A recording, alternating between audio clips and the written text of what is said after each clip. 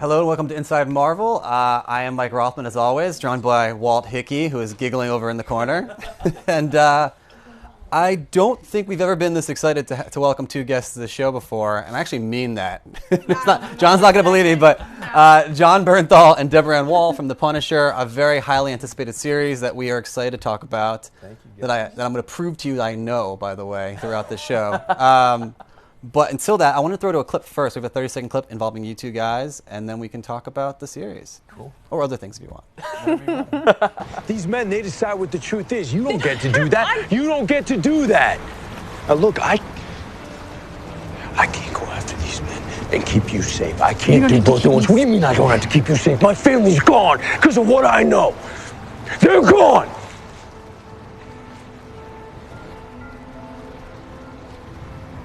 Karen, hey, I cannot let that happen to you. You got that. Okay, can we flash to them really quick? Watching them watch the clip was the best thing I've seen all week. We couldn't hear it. We just couldn't say we couldn't hear anything. Yeah. But what was the rush of emotions that came through you guys watching that? I really love her, man. I really do. She's like, you know, she's just the best and my favorite person to be in scenes with. So, but I think it's equally hard for both of us to watch. I think we both have this just real unhealthy, healthy sense of a dose of self-loathing. So I think it's tough to watch. I wanted to play a prank on you and have like Wolf of Wall Street come up and be like, John, sell me this pen, please. Oh boy. But no, I've seen 6 episodes. Walt has 2, which is such a that tease. before, man. He waits in the wings. But it's really, really good and a lot more emotional than I expected, even though I should have seeing Daredevil season 2. Wanted to get to jump in immediately. We spoke actually the Daredevil premiere. You said you talked about how important it was to the fans to live up to this character's hype and also getting into the mindset. Can you elaborate on that? Because I mean, you took this character really seriously. Yeah. Yeah, I mean, it's the same. It's the exact same. I mean, obviously, you know, look, I think he's been around for a long time. He means a lot to a lot of people. I've said before, the comic book audience is incredibly passionate and intelligent. And, I like how you smile when you say that. Well, you know, you know, it matters, and that's awesome. You know, it matters to us too, and.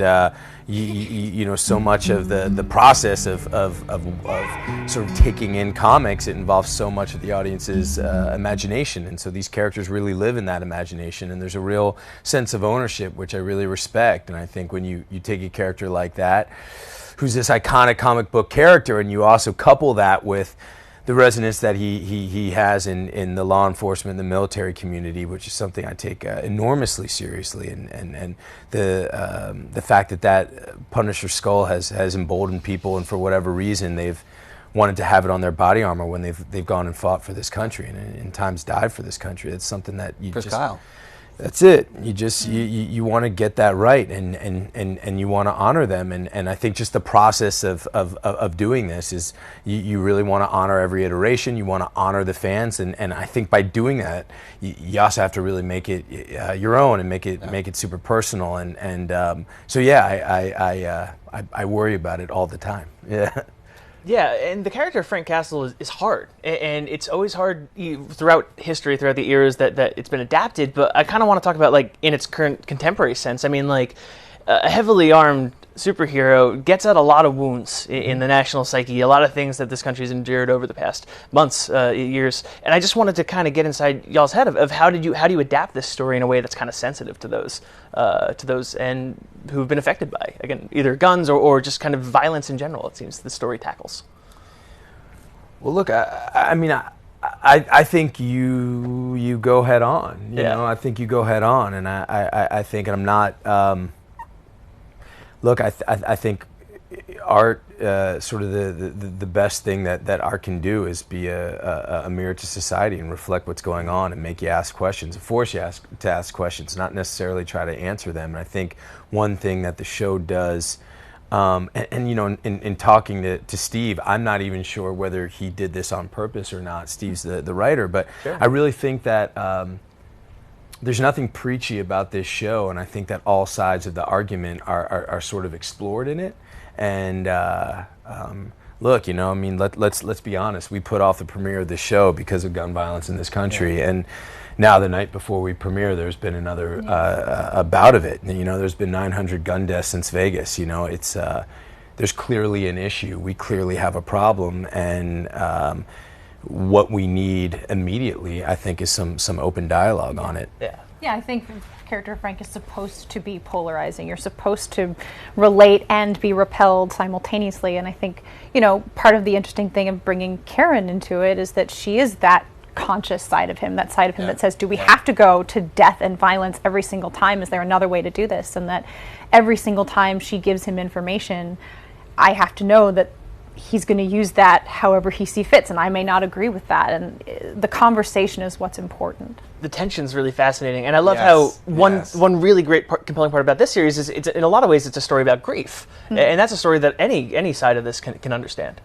I think so. I think that's always been something that's really important to Steve. I think it was really important to the guys from last season, and I think it's very much there in the comic. Is you know, there's a real cost here, and pain and violence. It's there's a cost to it, and you know, absolutely.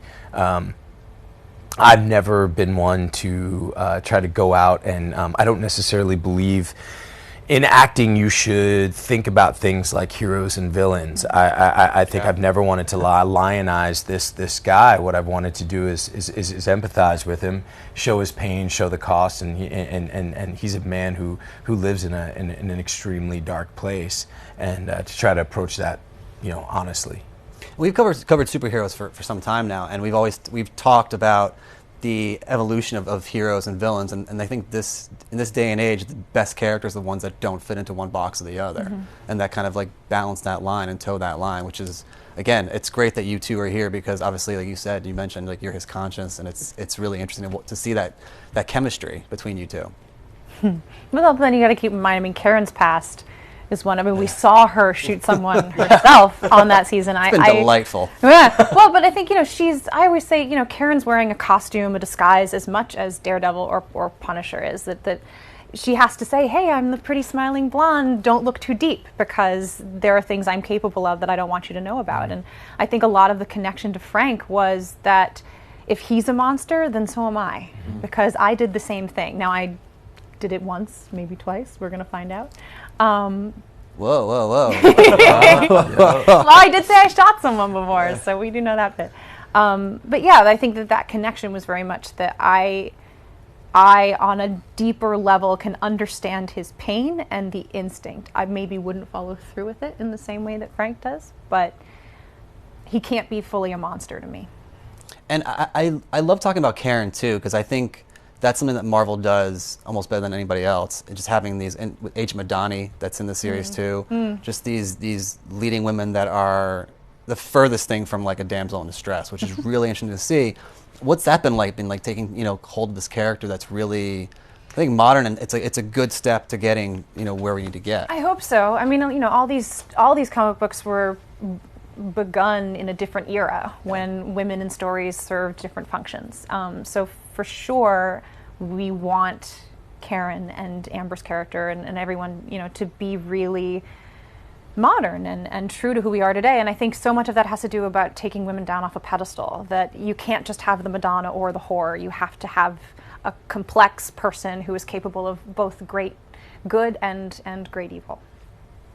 One thing that I love about Punisher kind of coming out now is that in many ways he's kind of a deconstruction of the genre to begin with. If you the kind of original stories about superheroes of vigilantes are, you know, fun guys in costumes who say like pow and bam and that, and then eventually he's like in a lot of ways like a kind of deconstruction of what happens when people become vigilantes and a deconstruction of that. And I guess coming out, what, like maybe 10 years after Iron Man? Jeez, wow. And just kind of after so long after this little superhero renaissance that we kind of saw in the field, how has it kind of been almost as a reactionary character and telling the story? As a reaction, I think. I mean, look, it's not. You know, he's. It's a really unique story, and I always looked at it that way, and I never really looked at this as part of the the Marvel universe with him. I mean, I think what we've seen of him so far in the Netflix shows, in Daredevil season 2 and in Punisher, in Daredevil season 2, you really see a guy who's unhinged, who's reeling from this unbelievably traumatic event, and every breath is in relation to that. He's a man on a mission.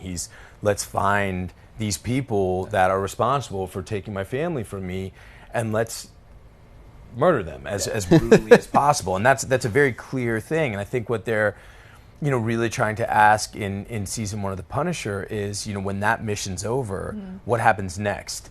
And to me, from the soldiers that I've spoken to and the people that I've gotten close with and that have been so generous with opening up to me, especially people who have dealt with real trauma from combat and real trauma generally, it's usually when on a mission in the middle of a fight, your training kicks in and you know how to handle it, and it's actually sort of a respite. It's actually sort of there's a peace, but it's the moment after. It's when you try to go to bed at night. It's when you come home. It's when you get some distance from it. Then you got to start dealing with your life, and I think that's sort of what they're I think that's sort of what they're trying to approach with this season. What do you do when the mission's over? So I don't know. I don't know if that answers the question, but I've always looked at it as a real personal, unique story. Some of it too. I mean, if this is a revenge tale in some way for Frank, once he's avenged, and you still are not satisfied, what do you do with that? Absolutely, absolutely. And it's mentioned. I mean, there's. I don't want to say too much without saying. Always got to dance this line and be like, not say. But no, they address that. I mean, there's obviously the counseling. Those episodes and those sessions are very powerful, and something that, again, I think the sign of a really good modern day superhero, either tale or movie, is not a superhero movie, but like a real story that just happens to have heroes and villains in it too. Did you feel that when you were working on this? Because there's people still talk about the 1-batch, 2-batch scene from Daredevil season 2. You had grown men crying that I knew of, and they were like, "What is a salty discharge coming out of my eyes?" There's a lot of, I think, extended scenes and powerful moments. We just saw one between the two of you. Do you feel that as you're filming and reading these scripts? I mean, you go for that. I mean, I think we're surrounded by people who take the work, enormously seriously, and I think every character in there, they're that's their own unbelievable story right there. I mean, my favorite relationship since I've been here has been with Karen, and like I think that's because I'm such an admirer of Deb and her work, but I just think that it's not named, it's not, there's nothing general about it. You couldn't, if you were to describe the relationship, I could only describe it sort of in gestures and feelings, which is so cool, and I think that's really what we're trying to go for, this sort of kind of gray, unexplained, unlabeled territory in the entire show. I think that's like the color of the show. It's just gray, and I dig that. Yeah, I mean, when art is good, and we can speak from an actor's perspective. Sometimes when people ask me, like, describe your character in 3 words, and you're like, that's like asking me to describe myself in 3 words. Like, it's not fair to ask me to boil it down like that. And actually, I wouldn't be doing my job if I were capable of boiling it down that way.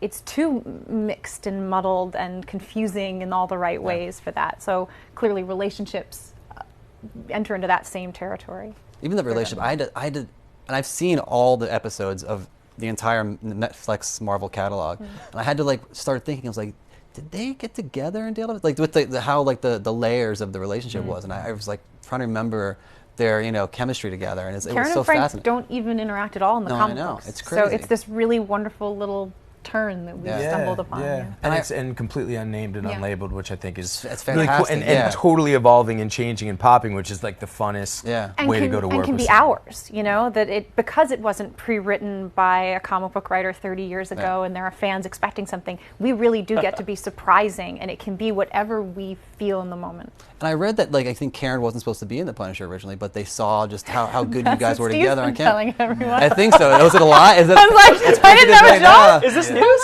Is this news? Everyone's taking credit for that. Showrunner's a liar. But that's amazing to develop. That's what, as artists, you want to do, right? Create something. Again, there's no labels, but something that is just it's something on the screen that it starts a dialogue people are interested in. It draws people in. It's a different layer to the show that has so many layers. Well, even like hyping up now for Daredevil season 3, I keep reminding them. I'm like, I know you weren't there, but I did a whole season with Frank Castle. Like, we need to remember that this is someone she knows is alive, that that I'm involved with, and like we need to keep that alive even in the other series. Speaking of other series, I mean, I know you never said it fits into the Marvel series, but where will we see Karen's going to be in Daredevil season 3? Where will we see Punisher again, or will we see him again in future? Oh man, yeah, I'm the last person. Yeah, I have no idea, man. Yeah, they don't tell us until like Yeah, we the know ink is nothing. dry on the. Yeah. So you're going to be in 13th Avengers Infinity War. Okay, so that's how I will take that. All right, that's amazing. On that I note, am we should Captain mention America, that. by the way. Yeah, so.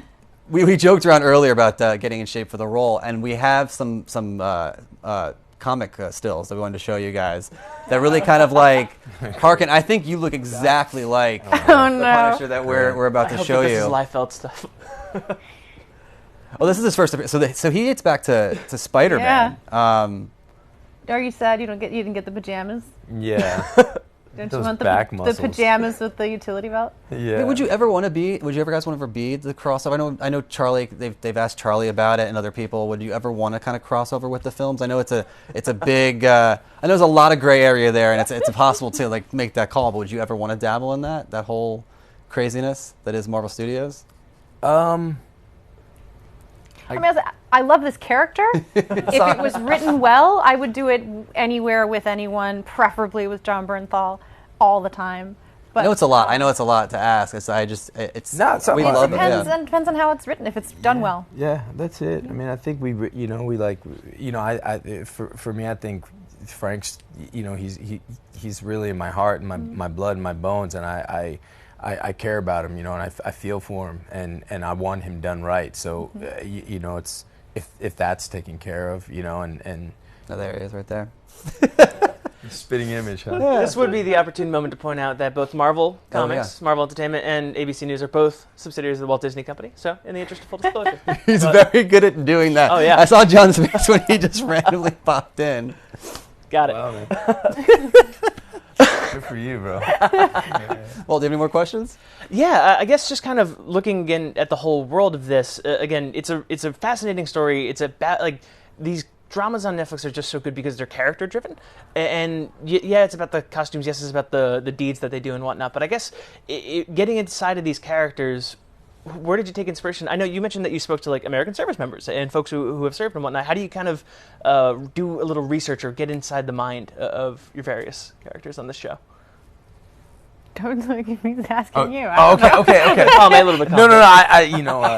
I always feel weird in interview about who goes first because I feel like there's this natural thing. Well, I went first. That's on last me. time. I'm I always my want to be job. respectful. No, I mean, but if you would like me to take it, I'm prepared to. I mean, I think yours is a little more obvious of an answer because like I didn't do a ton of research because there's not a ton required for character. I mean, my job is to empathize deeply with the character, but that's every actor's job. So I don't know. I mean, You didn't want to shadow a lonely reporter for a couple of weeks? well, I mean, certainly. I mean, I did a lot, especially for the Punisher thing. I did a lot of research on, when I don't know how to say things without spoiling things. When certain things happen. So tell us how it ends right now so we can at get this out of the way. newspapers, what do you do? What's the protocol and things like that. But in terms of actually connecting with a character, the job is always the same. It's relating and respecting that person regardless of whether you agree with it. Yeah, I think I totally agree with that. I think for me, the without a doubt the greatest thing about my job has been over the past 5, 6, 7 years is the exposure that I've had to real vets and from World War II through Vietnam through Afghanistan and Iraq, and I've been extremely lucky that a number of these folks have really opened up to me and I've become enormously close with some of them, and I cherish somebody talking about things about their life that they don't talk about with many people. I cherish that. It touches me like beyond words, yeah, and there's a few in particular.